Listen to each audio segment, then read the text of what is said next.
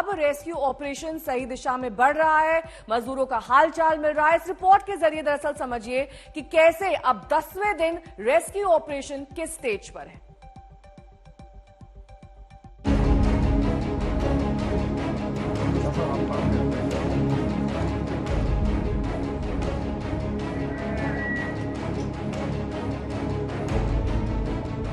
उत्तरकाशी के सुरंग में फंसे मजदूरों की खैरियत का पहला वीडियो आया है।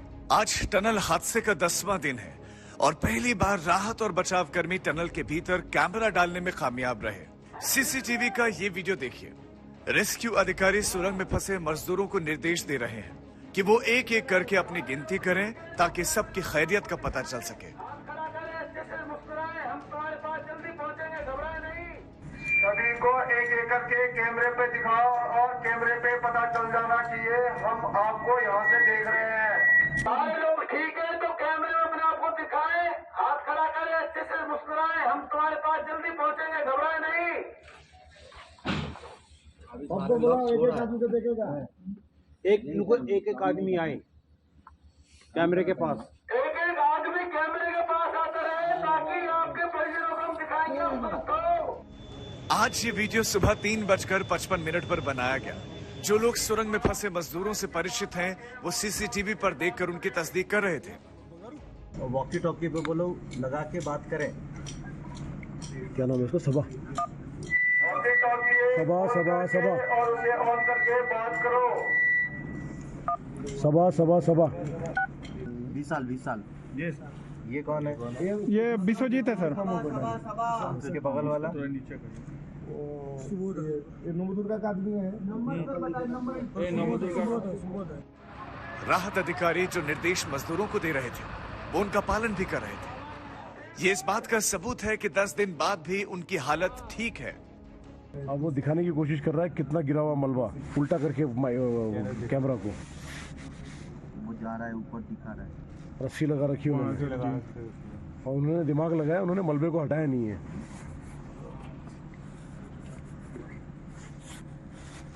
वो कैविटी दिखा रहा है। वो ऐसा लग रहा है कि हम जो बोल रहे हैं एक एक चीज सुन रहा है वहाँ पे, वही कर रहा था।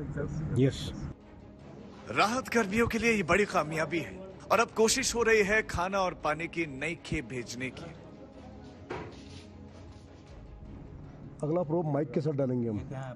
आई थिंक अभी सर खाना भेजना जरूरी है हमें। वो भी आएगा, है ना। अभी हम क्या करते हैं, पानी उनको बोलो, हम लोग अभी पाइप को साफ करेंगे थोड़ी देर बाद, पानी के साथ और ब्लोअर के साथ। कल भी सिलक्यारा टनल में फंसे मजदूरों को खिचड़ी भेजी गई थी। दिन में टनल के अंदर से एक वीडियो सामने आया था जिसमें बोतलों में खिचड़ी भरी जा रही थी। देर रात 24 बोतल खिचड़ी पाइप के जरिए मजदूरों तक पहुंचाई गई। 6 इंच चौड़ी पाइप आर पार होने के बाद खिचड़ी से भरी हुई प्लास्टिक की बोतलें मजदूरों तक पहुंचाने में कामयाबी मिल पाई है। एक उम्मीद उनके अंदर जग रही है क्योंकि जो तस्वीरें निकल के आई हैं सिलक्यारा टनल के अंदर, जो 41 वर्कर्स फंसे हुए हैं, उस तस्वीर की बहुत बड़ा इंतजार था। देखिए, कल रात को एक लंबे मशक्कत के बाद 6 इंच का एक रेस्क्यू टनल, एक तरह से कहा जा सकता है, वो बनाया गया था। रेस्क्यू किसी और तरह का था। इससे जो इमरजेंसी फूड पैसेजेस हैं या दवाइयों का पैसेज है या फिर इस तरह से जो तस्वीरें खींचनी है, अंदर के विजुअल्स लेने हैं, जो टनल के अंदर के हालात हैं उसको समझने के लिए जो भी टेक्नोलॉजी का इस्तेमाल करना है वो संभव हो पा रहा है इस 6 इंच के टनल के बाद। उत्तरकाशी के सिलक्यारा टनल से 41 मजदूरों को निकालने के काम में आज तेजी आने की उम्मीद है। उम्मीद है कि आज दोपहर 2 बजे वर्टिकल ड्रिलिंग का काम शुरू हो जाएगा। पाइप ड्रिलिंग मशीन के लिए प्रोटेक्शन कैनोपी का निर्माण शुरू हो गया है। करीब 190 मीटर तक सुरक्षित मार्ग तैयार किया गया है। मलबे और सुरंग की छत के बीच के अंतर का पता लगाने के लिए 2 बार ड्रोन से सर्वेक्षण की कोशिश की गई, लेकिन ड्रोन मलबे के ऊपर 28 मीटर से आगे नहीं जा पाए। एक ड्रोन क्षतिग्रस्त हो गया। डीआरडीओ का रोबोट भी ढलान पर आगे नहीं बढ़ पाया। सूत्रों के मुताबिक बचाव कार्य के लिए आज अमेरिकी ऑगर मशीन का इस्तेमाल किया जा सकता है।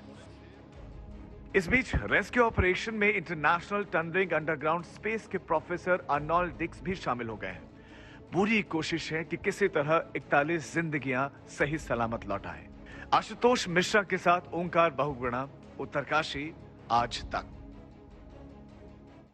आशुतोष मिश्रा मेरे सहयोगी जुड़े हुए हैं तमाम जानकारी के साथ। आशुतोष, वॉकी टॉकी के जरिए जो संपर्क साधा गया उसमें मजदूरों ने अपनी हालत के बारे में और किस तरह की चुनौती वहां पर है, ऑक्सीजन की कमी है या खाने पीने की कमी है, इसके बारे में क्या जानकारी दी है?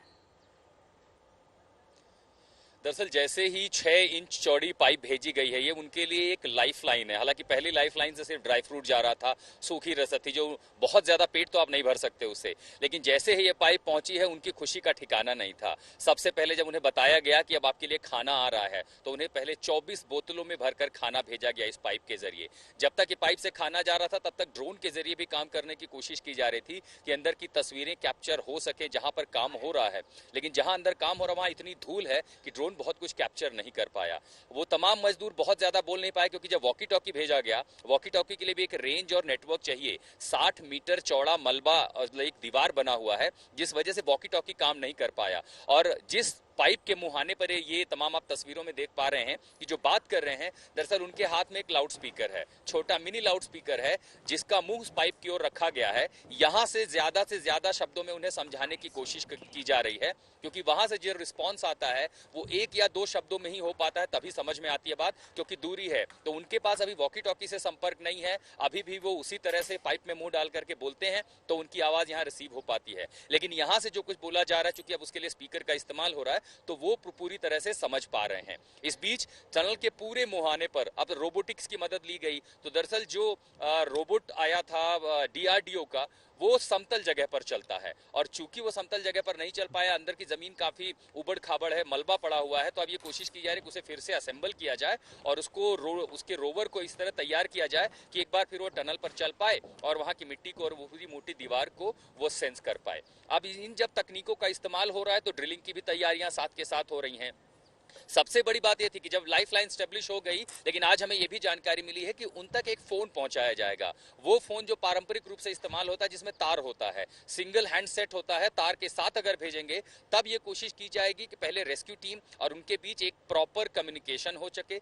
जब ये वार्तालाप होगी, तो उन्हें बहुत कुछ जानकारी अंदर की तरफ की मिल पाएगी। स्ट्रक्चर कैसा है, कितनी दूरी है, क्या जगह है। पाइप 57 मीटर की है, फासला 2 या 3 मीटर ऊपर या नीचे भी हो सकता है, जहां पर असली मशीन जाएगी। जब ये कम्युनिकेशन होगा, तो उन लोगों को भी, मजदूरों को भी मदद मिलेगी कि वो अपने परिवारों से बात कर सकें। अभी भी जो बातचीत हुई है, मैंने जितने परिवारों को अंदर जाते देखा है, वो उसी पाइप पर मुंह लगा करके अपनी बात कहते हैं, या उनके रिश्तेदार कहते हैं कि हाँ, घर पे मैसेज पहुंचा देंगे, ठीक रहना। वो अंदर से सिर्फ इतना बोल पाते हैं, हम परेशान हैं, हमें निकालिए, मदद कीजिए। इससे ज्यादा बहुत कुछ आवाज सुनाई देती नहीं है। कभी वो कहते हैं पेट में दर्द है या सर दर्द है, तो दवा भेजी जाती है। लेकिन एक बार जब कम्युनिकेशन स्थापित हो जाएगा, तो उनसे पर्याप्त बातचीत हो पाएगी, उनकी मनोदशा समझ में आएगी। यहाँ पर मनोचिकित्सक भी इसीलिए बुलाए गए हैं। ठीक है, आप नजर बनाए रखिए, क्योंकि 10वां दिन है आज रेस्क्यू ऑपरेशन का, और अब राहत की बात यह है कि कम से कम अन्न के रूप में अंदर खाना पहुंच पा रहा है। इसी की तस्वीर आपको दिखा देते हैं कि कैसे अंदर बोतलों के जरिए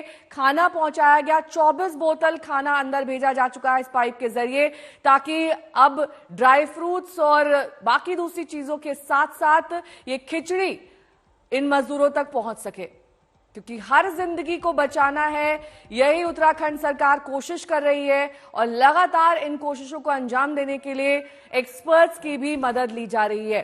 41 मजदूरों की जिंदगी अभी भी सांसत में है, लेकिन इस बीच राहत की बात यह कि अब इन तक ठीक तरीके से खाना पहुंच रहा है।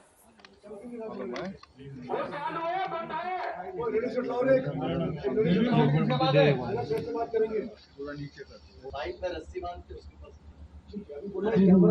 रस्सी तक ले जाओ। क्या वहां पर वॉकी टॉकी भेजा, आपको मिला? ऊपर आके वो फ्लाई, हाँ, वो जो रस्सी वॉकी टॉकी खोल के ऑन करो, बैटरी लगा के। आप ठीक हो? ठीक है। कैमरा ऊपर। सारे लोग ठीक है तो कैमरे में अपने आप को दिखाएं, हाथ खड़ा। हाँ, ठीक है। कैमरा ऊपर। सारे लोग ठीक है तो कैमरे में अपने आप को दिखाएं, हाथ खड़ा करें, अच्छे से मुस्कुराएं। हम तुम्हारे पास जल्दी पहुंचेंगे, घबराए नहीं।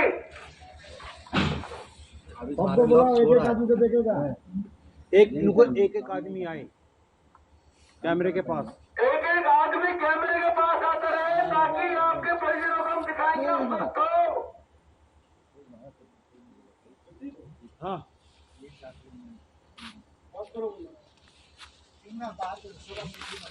नहीं नहीं मेरा नहीं